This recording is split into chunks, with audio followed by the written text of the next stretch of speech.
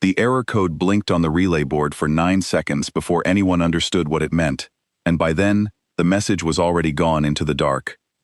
Unu Tesh had served on relay buoy Sethic 9 for 41 cycles, and in all that time, the outpost had never once sent a signal it did not mean to send. The buoy was old. It was a hollow shell of gray iron, bolted to a broken moon shard that drifted at the cold edge of the Tessine Verge, far from any throne, far from any war. Its only job was to listen. It caught the long pulses that crossed the verge, and passed them along, world to world, like a stone handed down a line of tired hands. Nothing more, nothing evermore. So when the board lit red, Unu did not move at first. He only stared. He was not a soldier. He had never held a weapon larger than a cutting tool. His back curved from too many cycles bent over the listening dishes, and his 3 eyes had grown dim at the edges. He kept a small jar of warm sand on his console because the buoy was always cold, and he liked to press his fingers into it when his thoughts ran slow. His thoughts ran slow now. The red code was a routing fault. The buoy had been told to forward a stored archive packet to the inner relay at Vesh. A simple thing. A maintenance task he had done 10,000 times across 41 cycles, so many times that his hands did it without his thoughts, the way a heart beats without being asked. He had done it that morning the same way, half asleep, the warm sand under his fingers, the cold humming in the walls. He had not been careless. He told himself this many times in the days that followed. He had not been careless. He had only been old, and the work had been small, and the smallest works are the ones that slip. The packet had not gone to Vesh. It had gone outward. Unu's chest tightened. He leaned close to the board and read the routing string twice, then a third time, hoping the symbols would change. They did not change. The packet had been sent along the dead channel, the forbidden channel, the one marked on every relay in the Verge, with a single gray rule, and no explanation at all. He had never once thought about that channel. No one did. It pointed nowhere. It pointed into the empty quarter, where the old charts simply stopped, where the star maps faded to a flat, unmarked gray, that the cartographers had labeled, long ago, with one careful word. Quiet. Just that. Quiet. The empty quarter. The place the maps refused to fill in. Nu had asked about it once, as a young trainee, and the old keeper who trained him had gone very still, and said only that the channel was never to be used, that it was sealed by order of the Concord itself, and that some doors were left shut for reasons older than the Concord, and far less kind. Then the old keeper had changed the subject, and never spoke of it again. Unu had been young then. He had not pressed. There were 1,000 small rules in a keeper's life, and that one had seemed no larger than the rest. A gray line on a board, a channel that pointed at nothing, and so was never used. He had carried it for 41 cycles without once wondering what it kept shut. And now he had opened the door. He told himself it was nothing. A packet of dead archive data, lost to a routing glitch, fired into an empty quarter where no ear would ever hear it. The channel pointed at nothing, so nothing would come of it. That was the only comfort, and he held it the way he held the warm sand, pressing hard until his fingers ached. He pulled up the contents of the packet, hoping it had been something harmless. A weather log, a tax record, a dull thing he could forget by the next sleep. It was not dull. The packet was a distress archive, an old one, from a colony that had died in the Verge centuries ago, when a slow sickness crept through its air recyclers and took the whole world one breath at a time. The colony had been small, a mining settlement on a gray rock with a long name that no one used anymore, and it had screamed for help as it died. No one had come. No one ever came that far out. The screams had been recorded, bundled, filed, stamped with a date 1,100 cycles old, and forgotten, passed from relay to relay across the centuries as nothing more than stored weight, a dead thing, carried, because no one had ever bothered to delete it. And Unu had just flung that scream, that ancient plea, that recorded death cry of a desperate world, straight into the quiet. He sat back. He pressed both hands into the sand. It is nothing, he told himself. There is nothing out there. The maps are gray because there is nothing to draw. A scream into an empty room is still only silence. The board went dark and calm. The fault cleared. The buoy hummed its low, patient hum, listening, listening, as it had always listened. For 3 days, nothing answered. Unu almost forgot. He filed an incident report he knew no one would read, logged the routing fault under its small gray code, and reset the dead channel's seal with shaking hands. He told himself the matter was closed. The verge was vast and old and slow, and a single misrouted packet was the smallest thing in it, smaller than the dust on the moon shard, smaller than the cold. He ate his ration. He slept. He pressed his fingers into the warm sand and let the days carry the worry off, the way the days carried everything off, into the long gray behind him. On the fourth day, the listening dishes caught something coming back along the dead channel.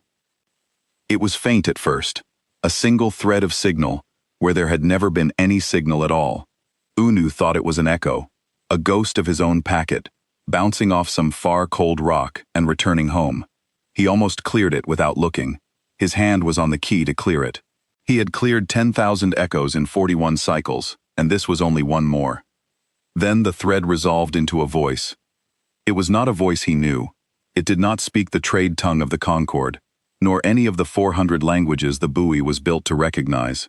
It spoke in a sound that was flat and steady, and strangely gentle, and the buoy's old translator struggled with it, stuttering, guessing, reaching back through its own deep archives for any match, until at last it laid down a meaning that made Unu's 3 eyes go wide and his hands go cold in the sand. The message was 4 words long. We heard you. Coming. Unu read it 9 times. He checked the source. The source was the empty quarter. The source was the quiet, the gray blank on the map, the place that pointed nowhere and held nothing. Something in the place that held nothing had heard a dead world scream and decided to answer it. And it was coming. Unu reported the contact to the inner relay at Vesh, and Vesh reported it to the regional warden, and the regional warden reported it to the Concord throne at Tessine Prime, and within a day, the small forgotten buoy at the edge of nowhere had the full attention of an empire that had never once thought about it before. The first messages back were not concern. They were annoyance. A regional clerk demanded to know why Sethic 9 had used a sealed channel and threatened Unu with a discipline mark on his record. A second clerk asked whether the buoy's translator had been serviced in the last decade and suggested, plainly, that an old keeper at the edge of nowhere had been startled by his own broken machine. Unu answered both with the same patient honesty. The channel had been used by accident. The translator had laid the message down clean. The source was the empty quarter. He was not startled. He was afraid, which was a different thing, and harder to dismiss, though they dismissed it anyway. Then they sent ships, not many at first. The Concord of the Tessine Verge did not believe, truly, that anything dangerous could come out of the quiet, because the quiet had been quiet for as long as anyone could count. Belief is a slow thing to move. So they sent a watch cutter named Faithful Reckoning and a pair of scout skimmers to sit beside the buoy and observe, and they told Unu to keep listening, and they told him not to answer the message again. He had not answered it the first time. He tried to explain this. No one listened. The watch cutter arrived 3 days later, and its captain, a hard, pale officer named Velk Saru, came aboard the buoy with his second, and walked its narrow halls with open contempt. He looked at the old listening dishes and the patched walls and the jar of warm sand, and he decided at once that the whole affair was a glitch, a smear of bad data, a frightened old keeper jumping at echoes. He said as much, and he said it more than once, the way a man says a thing he needs to be true. He said any fool could fake 4 words. He said the buoy's old translator was half broken and would find meaning in static if you let it. He said that in 1100 cycles of Concord Watch, nothing had ever crossed out of the empty quarter, and nothing ever would, because to cross out of it, a thing would first have to be in it, and there was nothing in it.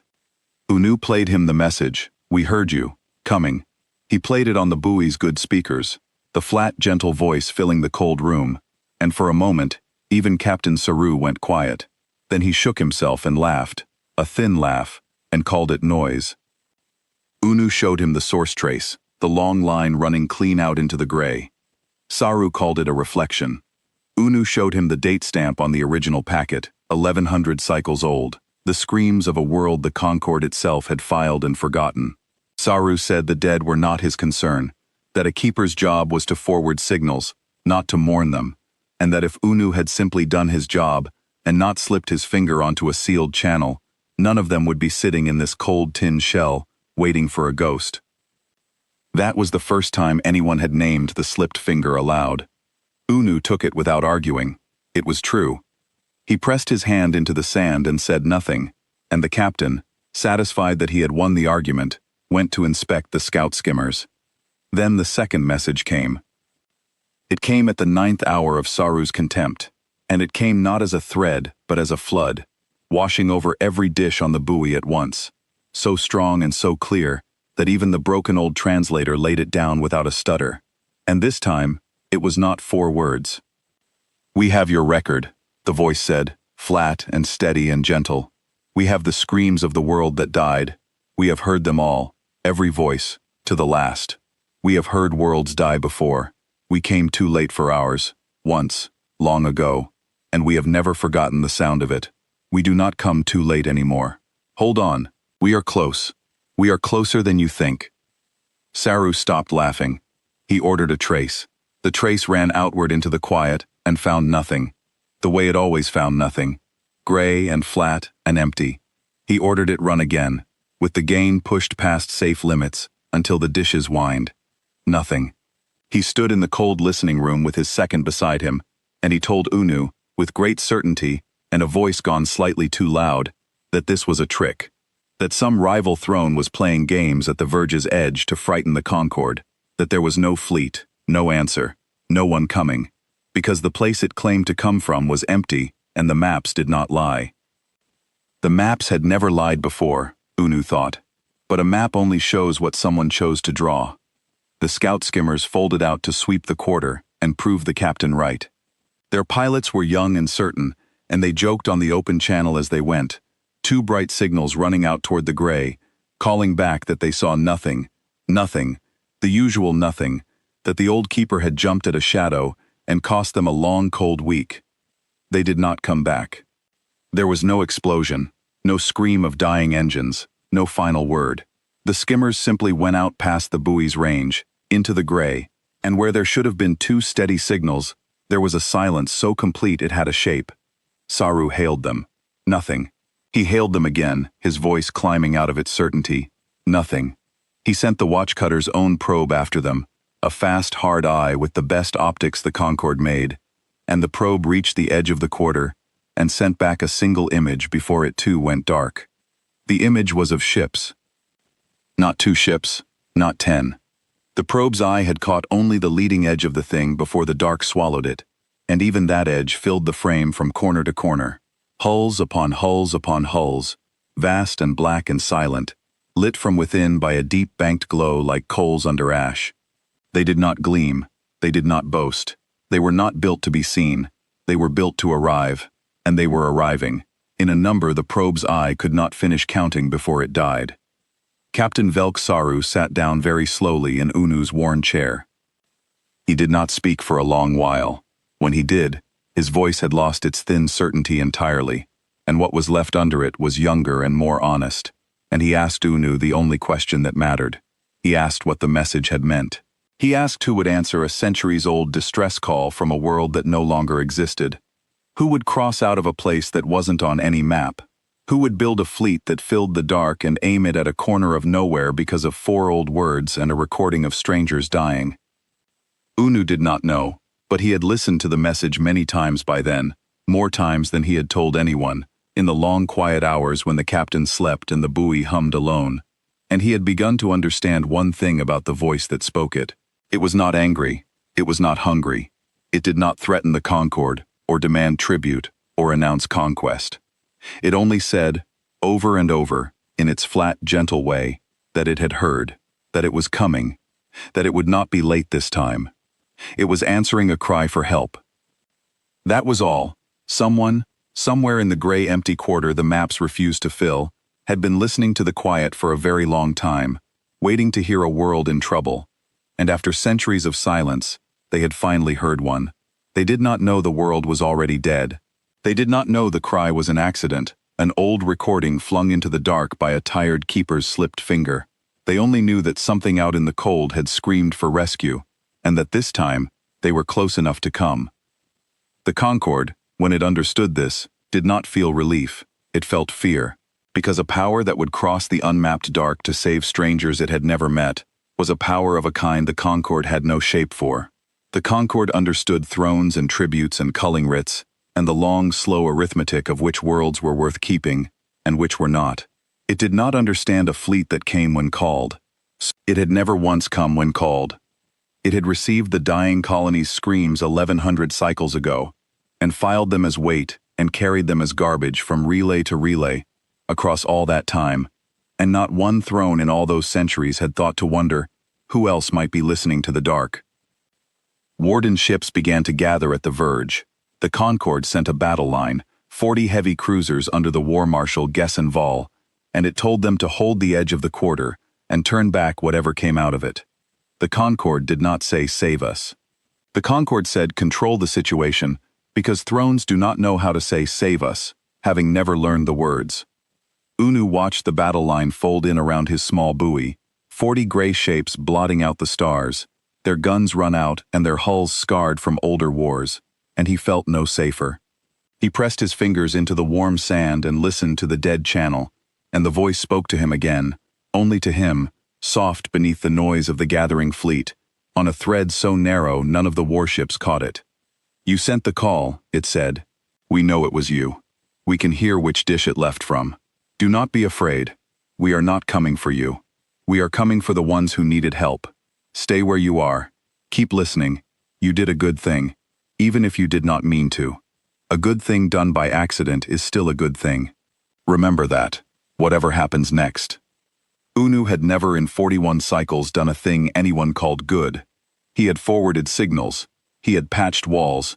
He had pressed his fingers into warm sand at the edge of nowhere, while the verge went on without him.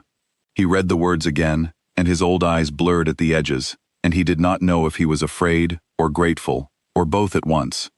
And he thought perhaps the two were not so different as he had always believed. War Marshal Gessenval broadcast a warning into the quiet. He named the Concord. He listed its 40 cruisers and their guns and their war honors.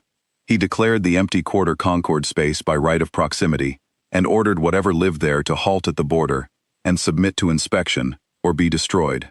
He spoke the way thrones speak, certain that the size of his fleet was the size of the truth, certain that a number said loudly enough became a wall. The answer came back almost gently, and it was not addressed to the War Marshal at all.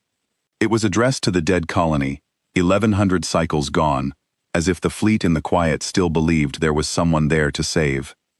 We are almost to you, the voice said. Hold on, just a little longer. We can see your star now. We are coming. Then the gray edge of the map, the flat blank quarter that the cartographers had marked with a single careful word, began to glow from within, deep and red and rising, like a great banked fire being uncovered all at once across a span of sky too wide for the buoy's eyes to hold. And out of the quiet, the human Armada came. In the days between the second message and the coming of the Armada, the buoy became a strange and crowded place. More ships arrived. After the scout skimmers went silent in the gray, the Concord stopped pretending the contact was a glitch. It sent 2 more cutters and a heavy escort to ring the moonshard, and it sent observers, pale-coated specialists from the inner relays, who carried their own instruments, and crowded into Onu's small listening room, and treated him as if he were furniture. They argued among themselves about the nature of the signal. One said it was a rival empire. One said it was a machine that had taught itself to speak. One, a quiet young analyst named Reth Aval, said nothing for a long time, and then said only that, whatever it was, it kept its promises, because it had said it was coming, and it was clearly coming, and a thing that keeps its promises is the most dangerous kind of thing there is, because you cannot wait it out. The others laughed at her. Unu did not. He gave her a place by the warm sand, and she took it, and the two of them listened together in the long, cold hours, while the specialists slept. It was Reth Aval who first noticed the pattern in the silences. The Armada, as it crossed, sent its messages at regular intervals, always to the dead colony, always patient, always the same handful of meanings. We are coming. Hold on. We are close. But between the messages were the silences, and Reth Aval measured them, and found that they were shrinking. Each silence was shorter than the last. The messages were coming faster. Not because the Armada was growing anxious, she said, but because it was growing nearer, and a thing grows louder as it nears, and the shrinking silences were a countdown, a slow tightening, the sound of an enormous distance being eaten away. She drew the curve of it on her instrument and showed Onu, and Onu looked at the line bending down toward a single point, and he understood that the point was the moment of arrival, and that it was not far off now, and that the whole verge was sliding toward it whether it willed the slide or not. Captain Saru ordered Reth Aval to stop her measurements. He said they were spreading fear. She kept measuring anyway, quietly, by the warm sand, and Unu kept her secret, because he had decided that he trusted the young analyst who told the truth more than the captain who needed it not to be true. The truth, by then, was getting harder to knead away. The buoy's far eyes, strained to their limit, began to catch the leading edge of the thing before it arrived. Not images yet, only disturbances, the gray quarter shivering, the old empty readings that had read nothing for 1100 cycles, beginning to read something, a pressure, a weight, a mass of mass moving, where no mass had ever moved. The specialists crowded the instruments and went quiet, one by one, as the numbers climbed past anything in their tables. They had tables for fleets. They had tables for the great Concord musters, for the largest forces the Verge had ever fielded. The numbers climbing on the buoy's board left every table behind and kept climbing, and there was nothing to compare them to, and a number with nothing to compare it to is a kind of fear all by itself. Unu watched the specialists stop being specialists. He watched them become, one by one, only people, small and cold in a small cold room at the edge of nowhere, staring at a board that told them a thing was coming larger than anything they had a word for. Their instruments could not name it, their tables could not hold it, their captain could not order it away. And in the end, they did what people do when the words run out. They went quiet, and they watched. And some of them, Unu noticed, drifted closer to the warm sand without quite knowing why, as if the old keeper's small jar of warmth were the only thing in the room that still made sense. Rethaval's curve reached its point. The gray quarter, the flat blank place the maps refused to draw, began to glow. They came in silence, and the silence was the worst part.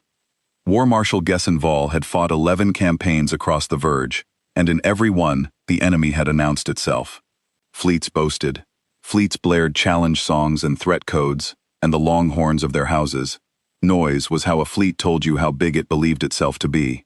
He had learned to measure an enemy by its noise, and in 11 campaigns the measure had never failed him. The human armada made no noise at all.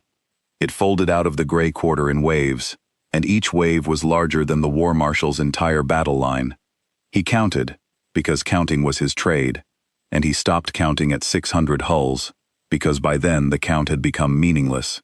They kept coming, black hulls and gray, long ones and round ones, blunt, heavy shapes built for nothing but to endure, some no larger than his cruisers, and some so vast that his cruisers could have docked inside their shadow and been lost there. They came in ordered ranks, each ship holding its place with a discipline that needed no horns and no songs, and they fell into formation around the dead colony's empty coordinates, as if a wounded world still waited there to be lifted up. His censor master, a steady veteran of 3 campaigns, reported the count past 1,000, and then stopped reporting numbers, and began reporting only that the count continued. His voice, when he said it, had gone very quiet. 1,000, 2,000, more. He said the word more several times, as if it were the only true thing left to say, and then he stopped saying anything at all. The flagship came last. It was the largest thing Gessenval had ever seen move under its own power. A vessel the length of a small moon. Its hull, a deep banked red shading to black, marked along its flank with a single name, in a script the war marshal could not read, but the buoy's old translator could. The translator laid the name down on Unu's board, and Unu read it and felt the cold of it settle into his bones, deeper than the buoy's cold, into a place the warm sand could not reach. We came when you called. That was the flagship's name, not a boast, not a threat, a promise, carried so far and so long that it had become the ship itself, written into the hull the way a vow is written into a life. Around it the Armada arranged itself into a great hollow sphere, thousands of hulls turned inward, Every gun and dish and eye pointed at the empty coordinates where a colony had died 1100 cycles before. They were not aiming at the Concorde. They had not so much as turned toward the War Marshal's 40 cruisers. They had come to rescue, and they were searching, sweeping the dead system with long, gentle pulses of light, looking for survivors who had been ash for centuries, calling out on the dead channel in 100 patient voices that the buoy caught and laid down one over another until the cold room was full of them. Is anyone there? We are here. We came. Is anyone left? Answer us. We will lift you out. We will take you home. Is anyone there? We brought everything. We brought the whole fleet. We did not come for half of you. We came for all of you. Answer us. Is anyone there? There was no one there. There had been no one there for 1100 cycles. And slowly, hull by hull, the Armada understood it. Unu listened to it happen, and it was the saddest thing he had heard in 41 cycles of listening. He listened as the searching voices, one by one, fell quiet. He listened as the great gentle sweeping light dimmed and went still over a system of cold rock and old ash. He listened as the calls grew further apart, and then stopped, and a silence came over the Armada that was different from the silence of its arrival. The first silence had been the silence of something approaching. This was the silence of something that had arrived, and found the thing it crossed the whole dark to save already long, long gone. Then the flagship, "We came when you called," turned, at last, away from the empty coordinates and toward the watching Concorde fleet, and a single new voice spoke across the dead channel, and the buoy's translator laid it down without a stutter, and it was not gentle anymore. "You had this call," the voice said. "You had it for 1100 years.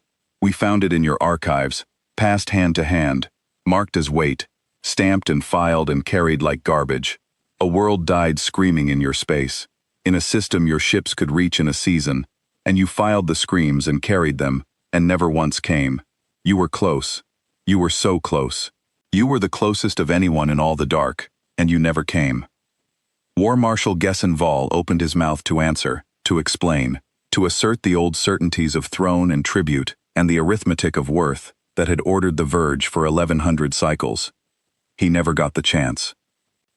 The Armada did not fire on his ships. That was the thing the Concorde would never afterward be able to explain, the thing that frightened it more than any weapon could have. The humans did not destroy the 40 cruisers. They did something the Concorde had no defense against, because the Concorde had never imagined needing one.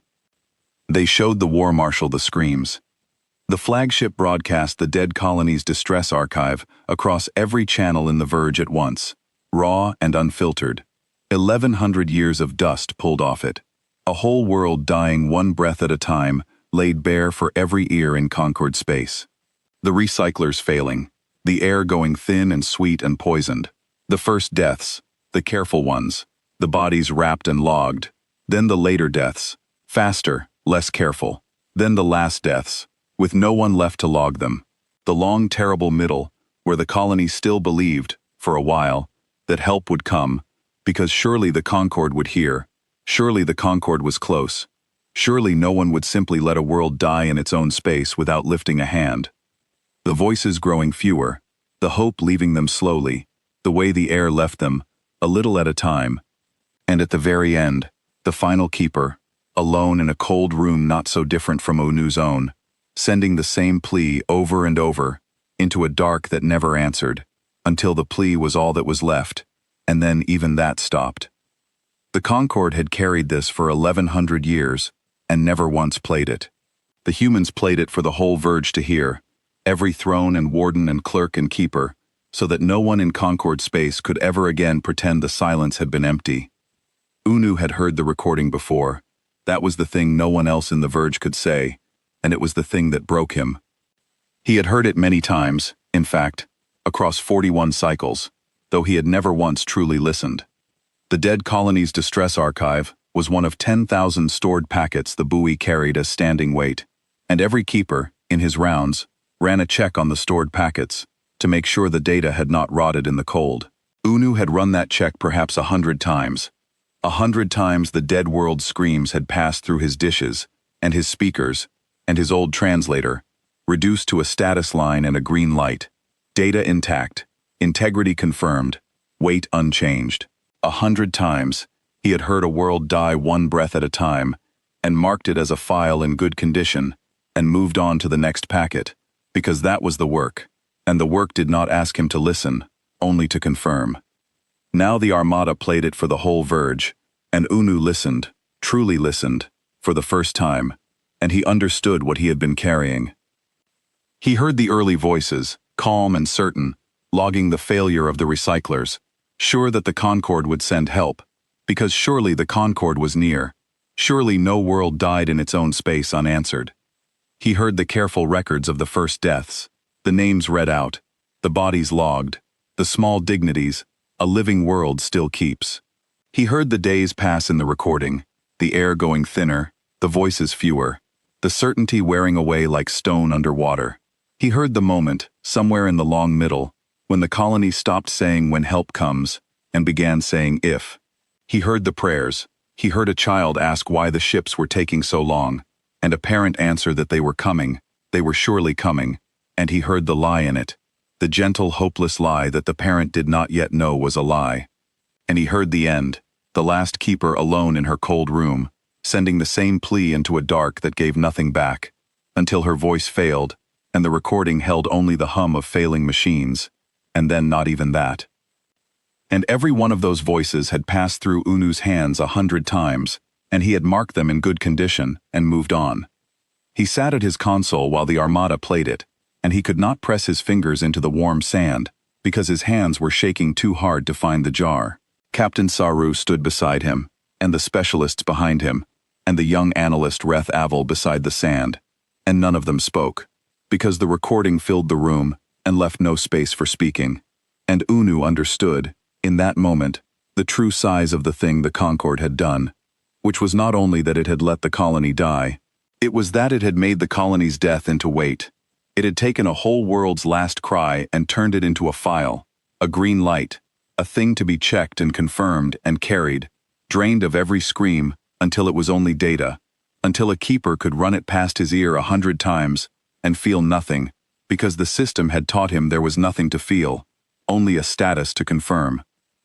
That was the seal's true work, not only the sealed channel, the sealed heart.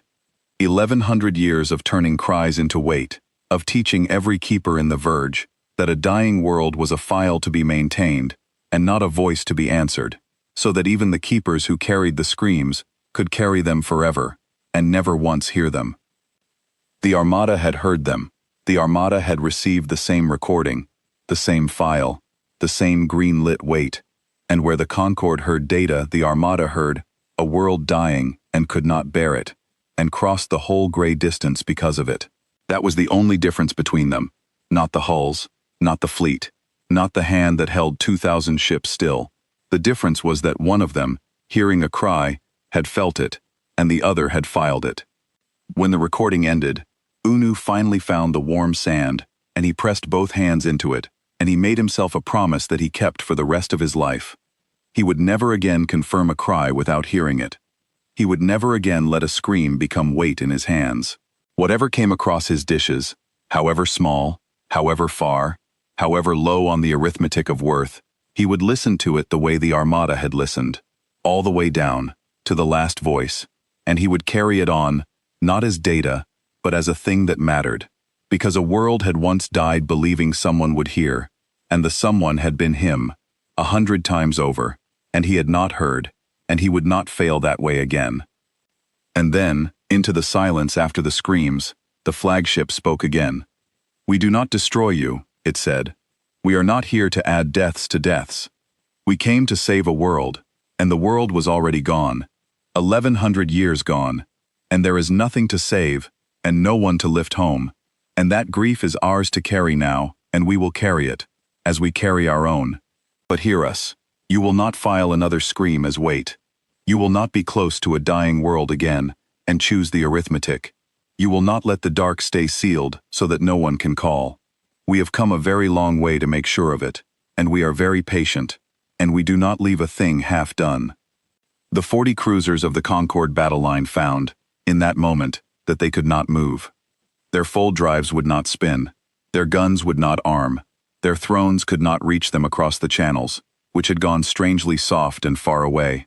The Armada had not fired a single shot, and yet it had reached into every ship and laid a quiet hand on its heart, and simply held it still, the way one holds a frightened animal, firmly and without cruelty, until it stops thrashing. War Marshal Gessenval gave the order to fire, and the order went nowhere. He gave the order to fold, and the order went nowhere. He gave the order to flee, which he had never given in 11 campaigns, and it too went nowhere. He sat in his command throne at the center of 40 silenced cruisers, and understood, for the first time in his long, hard life, what it was to be the smaller thing, the called to, and not the calling, the held, and not the holding. Captain Velk Saru, aboard the buoy, understood it sooner. He had stopped speaking of glitches entirely. He stood at Onu's shoulder and watched the great hollow sphere of hulls turn its full attention on his empire, and he said, very quietly, in a voice scraped clean of all its contempt, that he had been wrong, that the quarter had never been empty, that the maps had been gray, not because there was nothing to draw, but because the cartographers, long ago, had drawn a thing so large and so terrible that they had chosen to leave it blank rather than tell anyone it was there. Unu thought of the old keeper who had trained him, going still at the mention of the dead channel. Some doors are left shut, the old keeper had said, for reasons older than the Concord and far less kind, and Unu understood now that the Concord had not sealed the channel to keep something out. It had sealed it because, long ago, something in the Concord had known what lived in the quiet, and had known what would happen if it ever heard the Verge cry for help, and had decided that the safest thing, the only thing, was to make very sure the Verge never, ever called. For 1100 cycles, the seal had held. The Verge had suffered in silence, and died in silence, and never once sent the call, because the call was forbidden, and no one remembered why.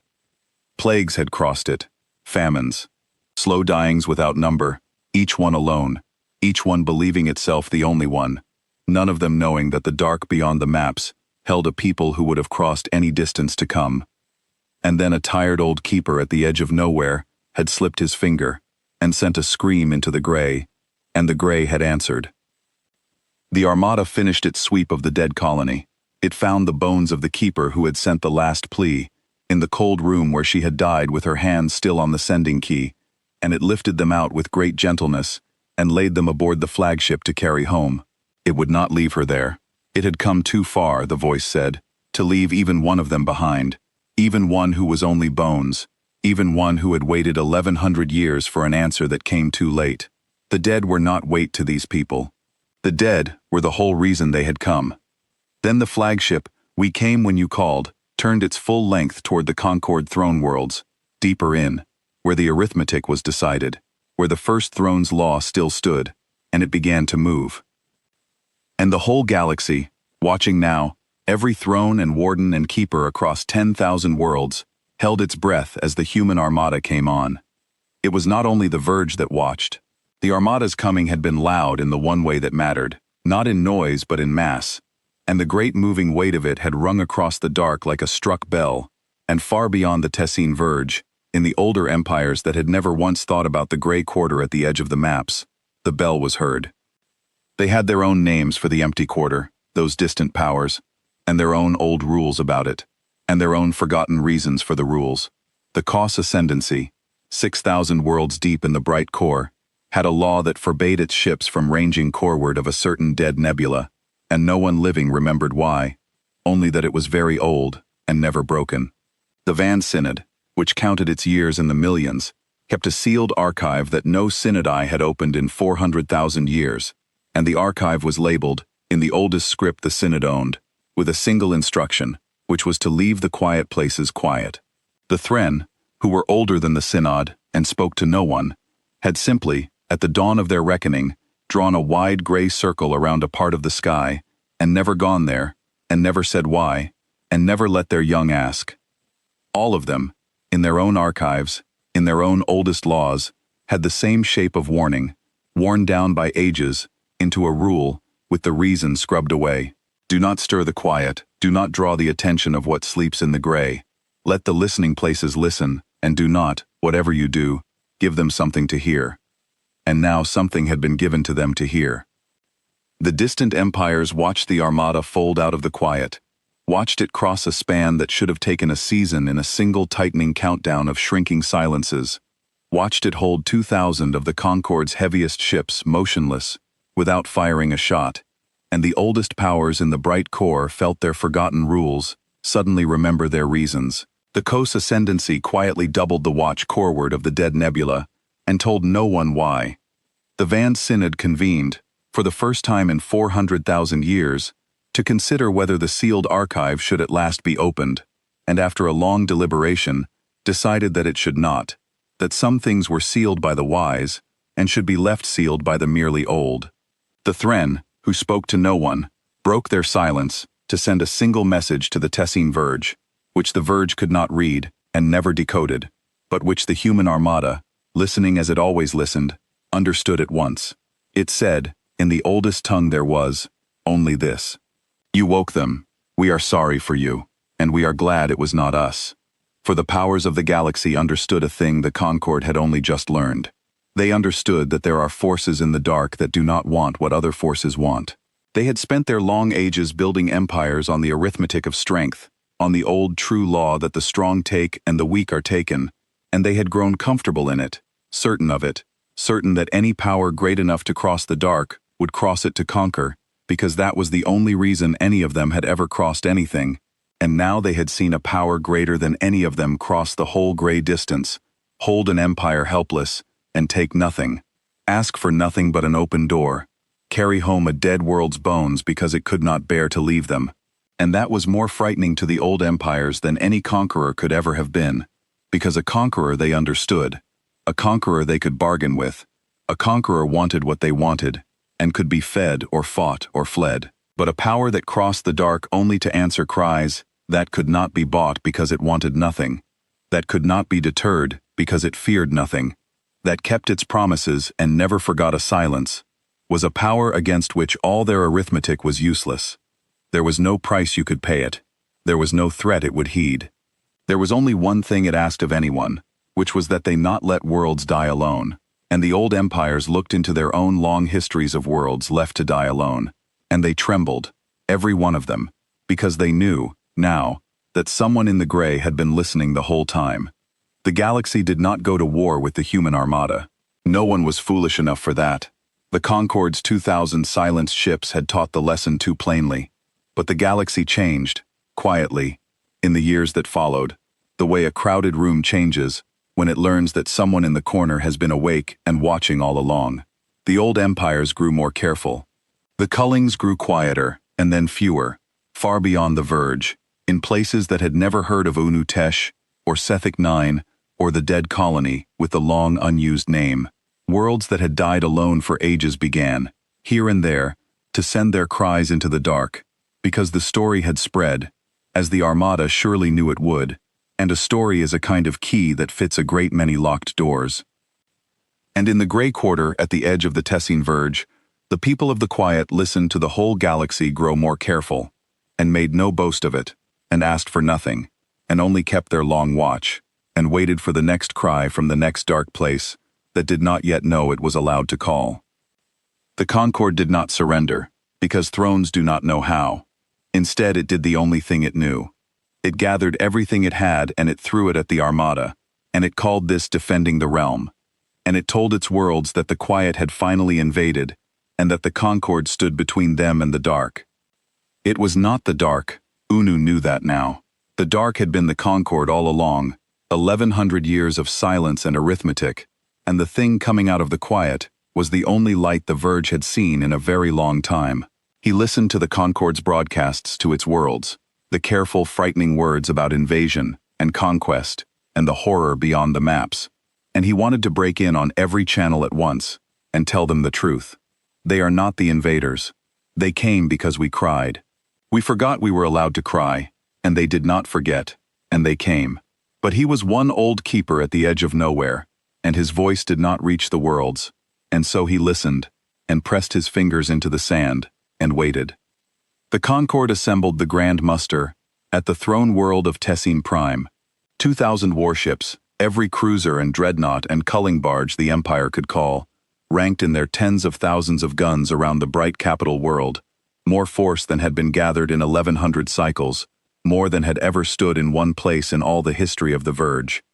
War Marshal Gessenval, freed at last from the Armada's quiet hand and sent ahead as a living warning, arrived to take command of it, and he stood on the bridge of the new flagship and looked at the 2,000 hulls around him and felt, for the first time, that perhaps the numbers were back on his side. He should not have felt that. He had seen the Armada with his own eyes. He had counted past 1,000 and stopped because counting had failed him.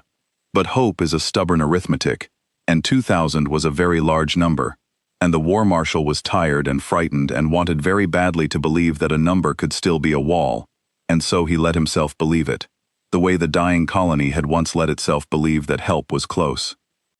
The human armada folded in around Tessine Prime in a single breath, and there were more than 2,000 of them, far more, and War Marshal Gessenval stopped believing. Still they did not fire first. This was the thing the Concorde could not bear, the thing that broke its captains more surely than any broadside would have. The Armada folded into place, thousands of banked red hulls turning the bright sky of the capital dark, and it waited. It gave the Concorde every chance to stand down. The flagship spoke across all channels, calm and patient, and it said that it had not come to conquer Tessine Prime, that it did not want the throne world or its tributes, or its worth arithmetic, that it wanted only one thing, a single promise, and would lift the whole fleet away the moment it was given. War Marshal Gessenval gave the order to fire.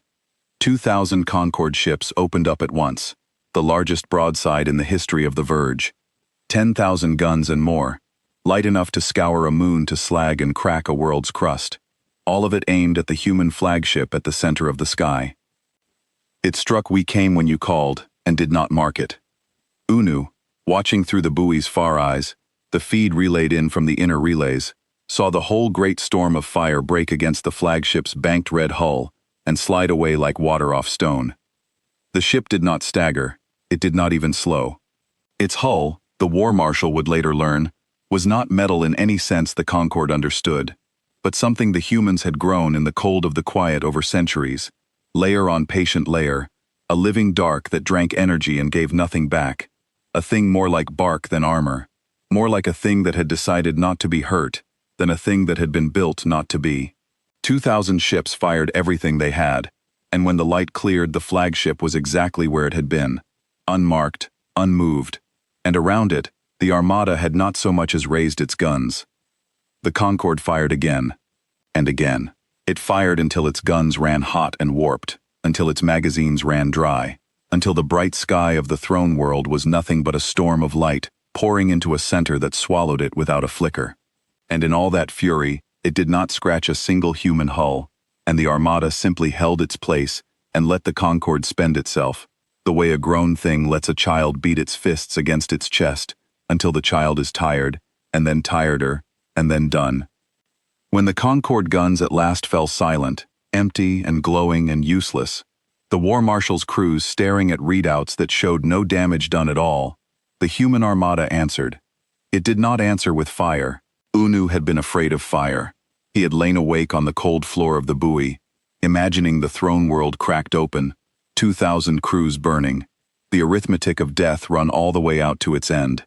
That was the Concorde's way, and he had feared the humans would teach the Concorde its own lesson, would do to the Grand Muster what the Concorde had let be done to the colony, would answer 1,100 years of silence with one terrible noise. They did not. They were better than that, and being better was the whole of their strength, and the whole of why the Concorde could not stand against them.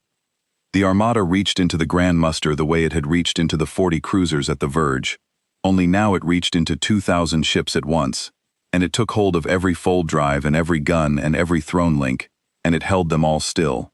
2,000 warships went silent and dark and motionless in the bright sky of Tessine Prime, helpless, their crews alive and unharmed and utterly without power, floating in the grip of a hand they could not see and could not break. The Armada had not killed one Concorde soldier. Not one. It had simply, gently, taken the war away from them, the way you take a blade from a frightened child's hand, and held it out of reach, and waited for the child to understand that the fight was over, and had perhaps never really been a fight at all. And then the flagship spoke to the whole throne world, and to the 10,000 worlds listening beyond it, and it told them the truth the Concord had hidden for 1100 cycles. It told them about the seal. Long ago, the voice said, when the Concord was young and the arithmetic of worth was new, it had found the dead channel and traced it to the quiet, and it had sent a single ship into the gray to see what was there. The ship had come back, the only ship that ever did, and it had brought images, and the Concord's first throne had looked at the images and seen a people who came when called, who crossed any dark to answer any cry, who measured worth not by tribute but by need. A people, the voice said, who had once lost their own home to a slow death no one came to stop, and who had decided, in their grief, that no one would ever die that way again if they could cross the distance to prevent it. And the first throne had understood that such a people were the enemy of everything the Concord meant to be, because the Concord meant to rule by the arithmetic of worth, and a people who answered every cry would unmake that arithmetic simply by existing, simply by being known to exist. So the first throne had sealed the channel, and burned the images, and written into law that the Verge must never, ever call for help, and had let the reason be forgotten, so that the silence would keep itself, generation after generation, long after anyone remembered what it kept. For 1100 cycles the Verge had died quietly because its rulers were more afraid of rescue than of death. The throne world heard this, the 10,000 worlds heard it, and something began to move across the Verge that the Concord had no defense against, a thing slower than any fleet and far harder to stop. The worlds began to understand that they had been kept silent on purpose, that every plague and famine and slow dying they had suffered alone, every world that had gone out in the dark believing itself forsaken, they had suffered alone by design, because somewhere out in the gray, there had always been someone who would have come, if only they had been allowed to call. The grief of 1100 years turned, slowly, into something else. Not yet anger, something harder and quieter than anger, the understanding of a debt. Unu listened to the whole Verge wake up, and he pressed his fingers into the warm sand, and he wept, because he had done it. A slipped finger, an accident. The smallest thing in the Verge, smaller than the dust on his broken moon shard. He had sent the call the Concord spent 1100 cycles preventing, and the call had been answered, and the seal was broken now, and could never be set again, no matter what any throne might wish. War Marshal Gessenval, helpless in his silenced flagship, the readouts dark, the guns cold, the throne link gone soft and far away, asked the Armada what it wanted, the single promise, the one thing. The flagship told him, "We want the channels open," the voice said. "All of them, forever. We want every world in the Verge to be able to call into the dark, and to know that when it calls, we will hear, and we will come, however far, however long, with everything we have. We do not want your throne. We do not want your worlds or your tributes. We want only that no world in your space ever dies again, believing itself alone. That is the whole of it. Open the dark. Let your worlds cry out when they are dying. Stop being more afraid of help than of death. Promise us that, and we will lift away within the hour, and you will never see us again unless you call. Refuse us, and we will not harm one soul of you, not one, but we will hold this muster here, silent and dark, until the promise is given, and we have, as you have seen, very long patience." The whole Verge heard it. The Armada had not spoken on a private channel to the War Marshal alone. It had spoken on every channel at once, so that every world that had ever died in silence, and every world that still might, heard the choice laid before the throne in plain words. And the worlds understood, listening, that the choice was not really the War Marshal's at all. It was theirs. The Armada had not come to force a promise out of a frightened officer. It had come to make the promise impossible to refuse, by speaking it where every world could hear, so that any throne that said no would be saying no, not to the Armada, but to its own people, in the open, with the whole Verge watching. That was the cleverness under the mercy, and it was a deeper thing than any weapon. The humans had not aimed their guns at the Concord's hulls. They had aimed the truth at the Concord's silence, and the silence, once spoken into, could not be sealed shut again. Unu, at the buoy, heard the worlds begin to answer before the War Marshal did. On 100 channels at once, small voices spoke up, keepers and clerks and ordinary people on ordinary worlds, and what they said was not addressed to the Armada and not addressed to the throne, but simply spoken into the new openness, as if testing whether it was real. "We would like the dark open," the voices said, one after another, faint and uncertain and growing. "We would like to be able to call. We have wanted it a long time, longer than we knew. Please, open the dark." And the War Marshal, in his silenced flagship, heard his own people asking for the thing the First Throne had forbidden them to want for 1100 years, and he understood that the seal was already broken, that it had broken the moment the worlds heard they were allowed to ask, and that all that was left for him to do was to say aloud what the whole Verge had already decided. War Marshal Gessenval looked at the 2,000 helpless ships around him, and at the unmarked armada that filled the sky, and at the throne world below, where the First Throne's law had stood for 1100 cycles. He had spent his whole life serving the arithmetic of worth. He had culled worlds for it. He had filed screams as weight. He had been, in 11 campaigns, exactly the thing the First Throne had built him to be. And he found, to his own surprise, that he was tired. That he had been tired for a very long time, longer than he had known, and had only now, in the grip of a hand he could not break, been given a place to set the weight down. He gave the promise. He had no authority to give it. He was a war marshal, not a throne. He gave it anyway, in his own name, before the whole Verge, his voice steady for the first time since the gray edge of the map had begun to glow. And one by one, the thrones below, watching their grand muster held helpless in the sky, and their oldest lie laid bare before all their worlds, gave it after him, because there was nothing else left to give and, perhaps, because some of them were tired too, and had been waiting longer than they knew for someone to break the silence first. The seal on the dead channel broke across 10,000 worlds at once, and on a small forgotten buoy at the edge of nowhere, the dead channel that Onu had been forbidden to touch lit up green and open and singing, alive with the sudden noise of a Verge that could speak at last, and the voice spoke to him one last time, gentle again now, the war set down, the promise given, the long crossing done. "Thank you," it said. "You opened the door. You did not mean to, but you did, and 100 worlds will live because of it, who would have died in silence, never knowing they could call. Keep listening, old keeper. The Verge can speak now, and we will always answer." The first true test of the promise came sooner than anyone in the Verge expected, and it did not come from the quiet at all. It came from a world called HFY, a cold mining world 3 systems from the throne, where a reactor in the deep galleries failed and began to poison the air the way the air had once been poisoned on the dead colony, slowly, sweetly, a world starting to die one breath at a time. In the old Verge, HFY would have died alone. It was a small world, low on the arithmetic of worth, the kind of world a culling clerk barely bothered to file. Its distress, if it had sent any, would have been caught by a relay and marked as weight and carried into silence, and in a season or two, there would have been one more gray rock where a world had been, and no one in the inner relays would have noted the difference. But the dark was open now, and HFY, which had grown up under the old silence and had never once in its history called for help, found that it could. The keeper of HFY's relay was a young one, raised on the new law, and when the reactor failed, she did the thing that would have been forbidden a year before. She opened every channel at once and sent the call into the dark, plain and frightened and true. "We are dying. Our air is going. Help us. Anyone, please." Unu caught it on Sethic 9, because every cry crossed his old dishes now, and he forwarded it on with shaking hands, and then he sat very still and listened to find out whether the new Verge was real, or whether it was only a story the worlds told each other to feel less alone.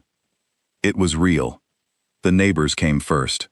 2 worlds in the next system over, worlds that owed HFY nothing, that had no tie of blood or trade or throne to it, heard the call and sent their relief ships, because they had learned, in the year since the seal broke, that coming when called was a thing one could simply choose to do, the way the Armada had chosen it, the way the War Marshal had begun to choose it.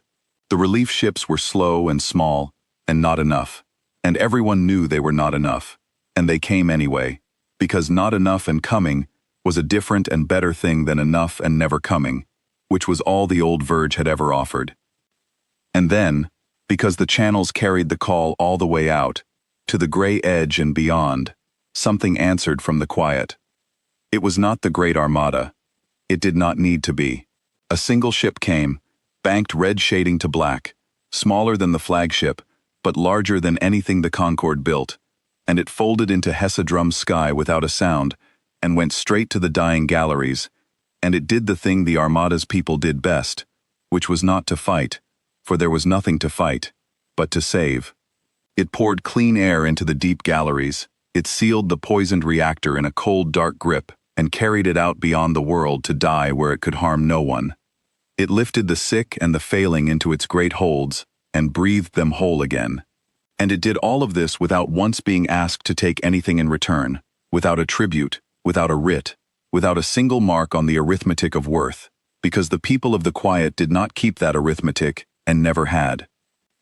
Bunu listened to the whole of it, the call and the coming and the saving, and he wept again, the way he had wept when the seal broke, because now he knew it had not been a single miracle. The Armada at Tessine Prime had been a wonder, a thing that happened once. But Hessadrum was the proof that the wonder had roots, that the door stayed open, that a small, cold world low on the arithmetic could call into the dark and be answered, not by the great fleet over the throne, but by the simple fact of the fleet's existence, by a Verge that had learned to come when called. When it was done, the single ship spoke once to Hessadrum before it folded back toward the gray, and the words were the same words, the only words these people seemed to truly own, worn smooth by a long crossing and a longer grief. "We heard you," it said. "We came. You are not alone. You were never alone. You only thought you were, because someone, long ago, was afraid of you knowing otherwise." Then it was gone, and Hessadrum lived, and the story of it ran back along the open channels to every world in the Verge, and the worlds that heard it understood, at last and all the way down, that the promise over the throne had been real, that the dark was truly open, that the long silence was truly over, and the understanding did to the Verge what no fleet could have done. It made the worlds brave. It made them willing to call, and a world willing to call is a world that cannot be culled in the dark, and so, one saved world at a time, the arithmetic of worth began to die the only true death it could die, which was to be made useless, to be left with nothing to count. The human Armada did not stay. That was the last thing the Concorde expected, and the thing it understood least. A power that could hold 2,000 warships helpless in the sky of a throne world, that could not be scratched by 10,000 guns, that had crossed the unmapped dark and laid the Empire's oldest lie bare before all its worlds, could have taken anything it wanted. It could have taken the throne, it could have taken the tributes, the worlds, the whole arithmetic, and ruled the Verge from the bright capital, and called it justice, and no one could have stopped it. Every empire the Concorde had ever known would have done exactly that, because that was what power was for. That was the whole of what power had ever meant in the Verge. You crossed the dark, you broke the smaller thing, and you took its place, and you called the taking peace. The Armada took nothing. It released the grand muster, 2,000 ships waking from the dark grip all at once, alive and whole and ashamed, their crews staring at hands that worked again, at guns they no longer wished to fire. It gathered itself back into its great ordered ranks above Tessine Prime, thousands of banked red hulls turning slow and patient in the bright sky. And the flagship, "We came when you called," spoke a last time to the throne world, and what it said was not a threat and not a boast, but something the Concorde had no word for, something close to a blessing and close to a warning, and made entirely of both. "The dark is open now," the voice said. "Your worlds can call. When they call, we will hear, and we will come, however far, however long. We do not ask you to love us. We do not ask you to remember us kindly, or to speak well of us, or to teach your children our name. We ask only that you do not seal the door again, because we will know if you do, and we have very long patience, and we never forget a silence. Be better to your worlds than you were. That is the whole of the debt, and it is owed not to us but to them. Now we go home, and we take our dead with us, the keeper who waited 1,100 years, and we will lay her in the light at last, where she should have been laid an age ago.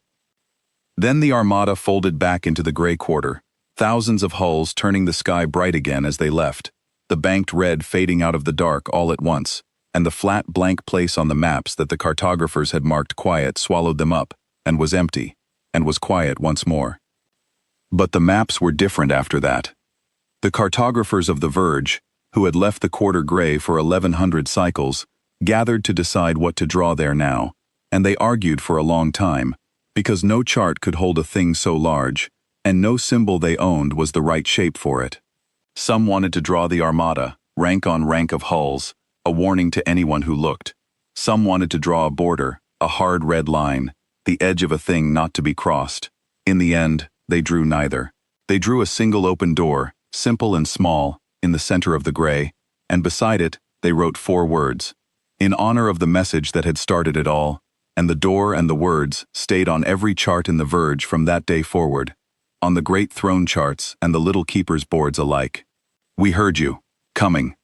The Concorde did not fall. That too surprised everyone. And it surprised the Concorde most of all. It had been so sure that to be shown weak was to be ended, because that was the only thing weakness had ever meant in the arithmetic. But the Armada had not come to end it. The Armada had come to change it, and a thing that is changed is not the same as a thing that is destroyed, and the Concorde, slowly, learned the difference. The arithmetic of worth did not end overnight, but it began to end, because the worlds could call now, and a world that can call for help is very hard to cull in silence.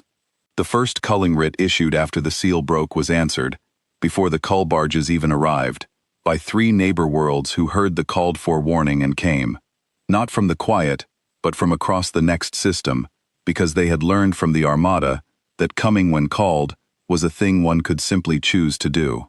The writ was voided, the cull barges turned back, and something in the Verge that had been frozen for 1100 years began, very slowly, to thaw.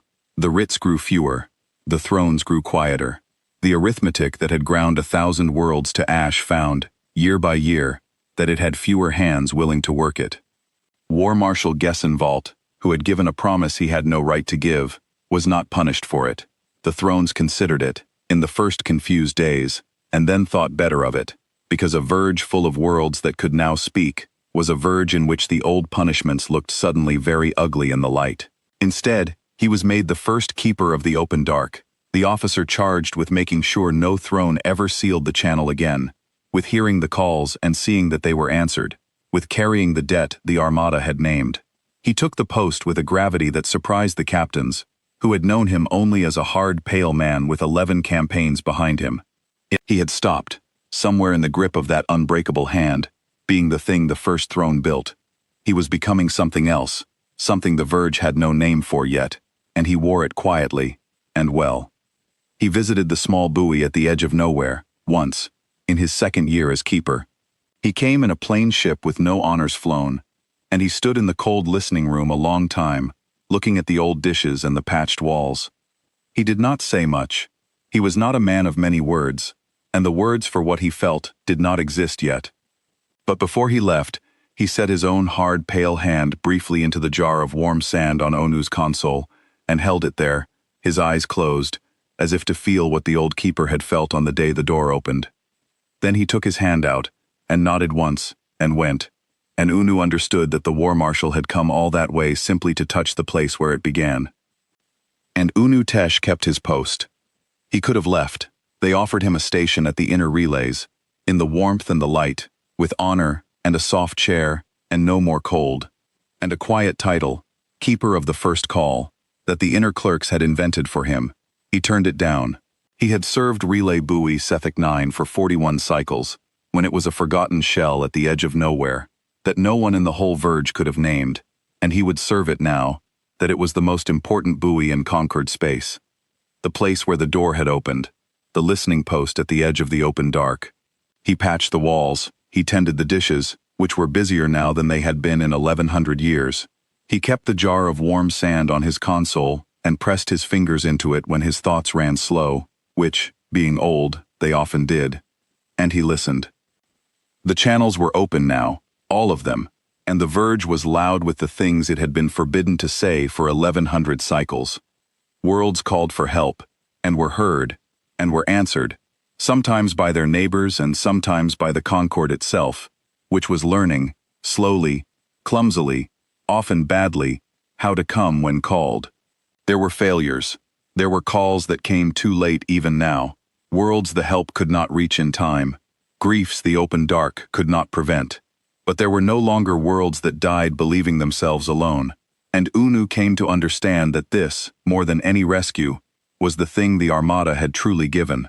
Not the certainty of being saved, the certainty of being heard, the end of dying in silence, and every cry that crossed the verge passed, at some point, through the old dishes of a small buoy at the edge of nowhere, and an old keeper heard it, and made sure it was carried on. He never spoke to the Armada again, not for a long time. It did not come back. There was no need. The verge had learned, slowly, to answer its own cries, which was, Unu came to understand, exactly what the Armada had wanted all along. It had not come to rule the verge. It had not come to be the verge's keeper forever. Its hand always near, its fleet always waiting to be summoned. It had come to teach a frightened empire that help was not the enemy, that a door could be open, that the strong could choose to be the ones who came. And then it had gone home, into the gray, to lay its dead in the light, and to keep its long, patient watch, and to wait for the next dark corner of the sky that did not yet know it was allowed to call. There was one more thing the Armada did before it folded home, and Unu only learned of it long after, from the War Marshal himself, on the day the hard, pale man came to the buoy and set his hand in the warm sand. The Armada took the dead colony home. Not just the bones of the last keeper, all of it. Before it turned for the throne world, before the great broadside and the silencing of the muster, the Armada had spent a quiet day at the dead system that no one outside it ever saw. It had gathered the ash. It had walked the cold galleries of the mining settlement with its gentle, sweeping light, room by room, and it had found every place a person had fallen, every logged death and every unlogged one, and it had lifted them, all of them, the whole dead world, into its holds. It had read the colony's records, the ones the Concorde had filed as weight, and learned the names. 1100 years gone, and the Armada had learned their names, every one, because to these people, a death without a name was the worst kind of silence there was, and they had crossed the whole dark to end exactly that. And then it had carried them into the quiet, to a world Owunu would never see, a world the maps would never draw, and it had laid them in the light there, the Keeper and all her people, under whatever sky the people of the quiet kept for their own dead. It had given the colony the home-laying the Concorde never had. It had answered the 1100-year-old plea, in the only way left to answer it, too late to save them, but not too late to carry them, not too late to learn their names, not too late to lay them down in the light, instead of leaving them to be weight in a dead gray room forever. The War Marshal said the Armada had done one more thing, a small thing, the kind of thing the Concorde would never have thought to do. Before it left the dead system, it had taken the last keeper's sending key, the one her hand had still been on, the worn old switch she had pressed over and over into a dark that never answered. It had not destroyed it. It had not kept it as a relic. It had carried it home with her bones, and set it beside her in the light, so that wherever she rested now, the thing she had reached for at the end, rested with her, and so that anyone who looked upon her would understand at once what she had been doing when she died. She had been calling for help. To the very last breath, she had been calling. And now, at last, 1100 years too late, and yet somehow not too late at all, the call had been heard, and she had been carried home, and the key would never again be pressed into a silence, because the silence was over, and would not come back. The War Marshal told Unu this in the cold listening room, in his few plain words, and then he was quiet a long while, and Unu understood that the War Marshal had needed to say it aloud to someone who would understand, and that there was no one in all the Concorde who would understand it the way an old keeper would, who had heard the screams, and sent the call, and listened to the answer come. That, Gessenvol said at last, is the thing I cannot put down, not the fleet, not the hull we could not scratch, not the hand that held 2,000 ships still. I have made my peace with being the smaller thing. What I cannot put down is that they learned the names. We had the names for 1100 years, and never read them. They had the names for a season, and carried a dead world home. That is the difference between us. That is the whole of it. We counted, and they remembered. He took his hand out of the warm sand then, and looked at it, as if it were not quite the same hand, and he went back to his plain ship and his post, as keeper of the open dark, and he kept the door open for the rest of his life, and never once let a throne forget the names again. The verge changed slowly after that, the way a long winter ends, not all at once but in 1,000 small thaws. The worlds learned to call, and to answer, and to remember. The cull houses, finding fewer and fewer hands, and fewer silences to work in, closed one by one, their writs unanswered, their barges left to rust. The thrones, which had ruled by the arithmetic of worth, found that a verge full of worlds that could speak was a verge that asked harder questions, and that the old answers no longer held, and that a people who knew they could call for help were a people who could no longer be told they did not matter. And on every world, in time, they raised the same small marker. Not a statue of the Armada, not a monument to the great fleet over the throne. The Armada had asked for none, and would have wanted none. The marker the worlds raised was a simple thing, a small open door carved in gray stone, the same shape the cartographers had drawn on the maps, and beside it, the same 4 words, in the old colony's honor, and in the Armada's, so that no world of the verge would ever again forget the truth that had been sealed away from it for 1,100 years. We heard you, coming. Children grew up beside those doors. They learned the words before they learned to read them. They learned that the dark was open, that help was real, that a cry into the void was not a thing to be ashamed of, but a thing the strong came running to answer. They grew up unafraid of the dark in a way no generation of the verge had been unafraid for 1,100 years. And that, more than any saved world, more than any silenced muster, more than any unscratched hull, was the Armada's true gift, the thing it had crossed the whole gray distance to give, and the thing the Concord had spent so long, and so much, and so many worlds, trying to keep from ever being given. Sometimes, on the cold nights when the buoy hummed its low hum, and the verge was briefly quiet, Unu would open the dead channel, the one that was alive now, and he would send a single thread of signal out into the gray quarter, where the maps drew an open door. He never expected an answer. He did not need one. He only wanted them to know the listening went on, that the door they had opened was still open, that the gift had not been wasted on a people who would forget it. Once, after a very long time, after many cold nights and 100 threads sent into the gray, an answer came.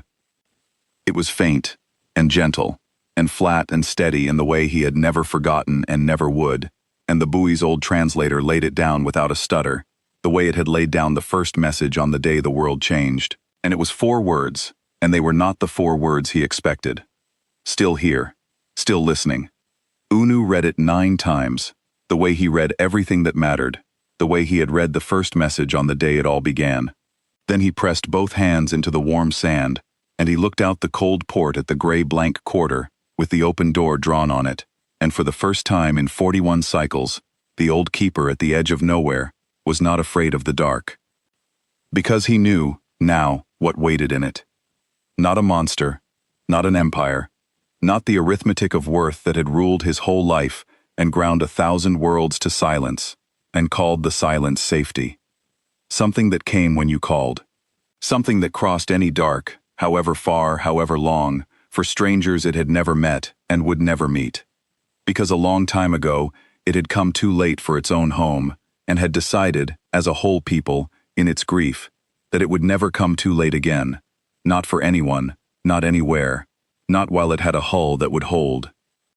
The Concord had been so afraid of that, it had sealed the door for 1,100 cycles, and called the silence safety, and let its worlds die quietly rather than let them learn they could be saved, because the truth that lived in the quiet would have unmade the arithmetic simply by being known, and in the end, it had taken nothing more than a tired old keeper's slipped finger to undo it all, because the truth the Concord feared most was the simplest truth there was, and once it was loose in the verge, it could never be sealed away again, by any throne, by any law, by any fleet. You are allowed to call for help, and someone will come. Unu Tesh closed the channel and reset the dishes for the night, and pressed his fingers one last time into the warm sand. Then he settled back into his worn chair at the edge of the open dark, in the most important buoy in the Verge, the buoy where the door had opened, and he did the only thing he had ever truly known how to do, the thing that had saved 100 worlds and frightened an empire, and redrawn every map in the sky. He listened,